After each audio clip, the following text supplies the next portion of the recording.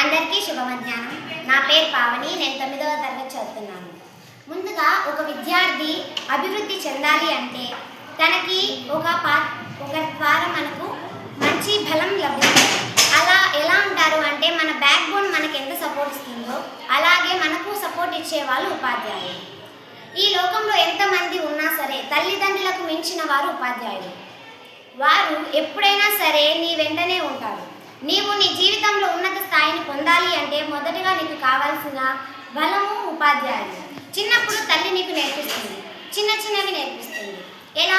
నువ్వు ఇప్పుడు చిన్న పిల్లవి, నిన్ను ఒడిలో పడుకోబెట్టుకొని ఈ పాలు తాగించు, అలాగే గోరుముద్దలు తినిపిస్తూ ఇది అన్నం అంటారు, దీన్ని కాయ అంటారు, అది వేప చెట్టు, అది ఆవు, అత్త, మామ అని అంటారు. వాటికి వచ్చి రాని భాషలోనే వాటిని పలుకుతుంటే తన సంతోషాన్ని వేరే వాళ్ళకి చెప్పుకుంటూ ఉంటుంది.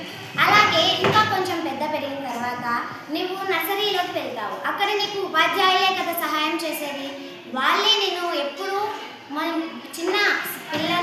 చిన్న వయసు నుంచి పెద్ద పెరిగేంత వరకు నేను ఉపాధ్యాయుడే వెనుక బ్యాక్ బోన్లో నీకు బలంగా ఉంటాడు.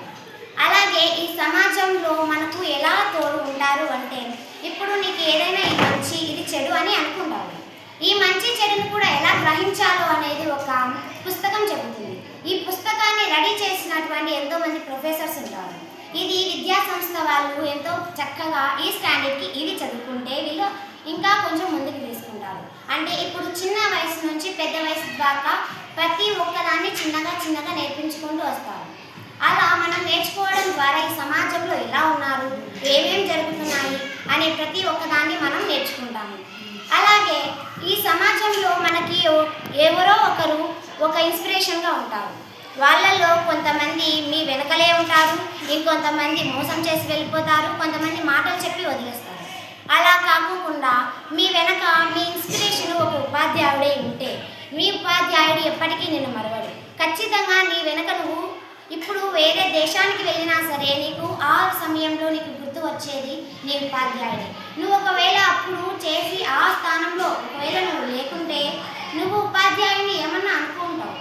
కానీ ఒకవేళ నువ్వు దాన్ని సంపాదించి ఈ సమాజంలో నేను సంపాదించలేకపోతున్నాను, ఇది సంపాదించిన తర్వాత నాకు ఎవరు ఇంత సహాయం చేశారని వెనక్కి తిరిగి ఒక్కసారి చూసుకుంటే నీ జీవితం మొత్తం ఉపాధ్యాయుడే ఉంటాడు. ప్రతి ఒక్కటి లెక్కలు కానీ శాస్త్రాలు కానీ ప్రతి ఒక్క దాన్ని మనకు నేర్పించేది ఉపాధ్యాయుడు. తెలుగు గురించి పోతే తెలుగులో మనకు నీతి కథలు ఉంటాయి. ఈ నీతి కథలను ఒక టీచరే చెప్తుంది. అలాగే ఇంగ్లీష్లో అలాంటి నీతి కథలనే చెప్తారు. కానీ ఈ లెక్కలు ఈ సమాజంలో ఎలా డబ్బులు తీసుకుంటున్నారు, ఏ దాని గురించి ఉంటుంది, ఈ ఇల్లులన్నీ ఎలా తయారైనాయి, వాటన్నిటి గురించి వాటి వాల్యూస్ గురించి మొత్తం చెప్తారు. అలాగే ఇప్పుడు సోషల్ పరంగా పోతే మన సమాజంలో ఏం జరుగుతుంది, అసలు ఎవరు ఏ పరిపాలన చేస్తున్నారు, ఆ పరిపాలన ఎందుకు చేస్తున్నారు, ఎలా చేస్తున్నారు, ప్రతి ఒక్క విషయాన్ని చెప్పేది సోషల్. సో నాకు చాలా తెలిసిన వాటిలలో ఉపాధ్యాయుడు మనకు వెనుక బ్యాక్ బోన్ లేకుంటే ఎలా ఉంటుంది, మనం నిలబడుకోలేము. కానీ ఒక ఉపాధ్యాయుడు ఉంటే నువ్వు సమాజంలో ఉన్నత స్థాయిలో ఎవరు నిన్ను ఏమన్నా సరే ఆ స్థానం నుంచి నువ్వు దిగకుండా నీ ఉపాధ్యాయుడు నీకు సహాయం చేస్తాడు. నువ్వు కష్టాల్లో ఉన్నా సరే నీకు వెనకాలే ఒక కాల్ చేసి మరీ నీకు దూరంగా ఉన్నప్పుడు నీకు కాల్ చేసి మరీ మాట్లాడి నీకు ధైర్యాన్ని చెప్పగలరు. థ్యాంక్స్.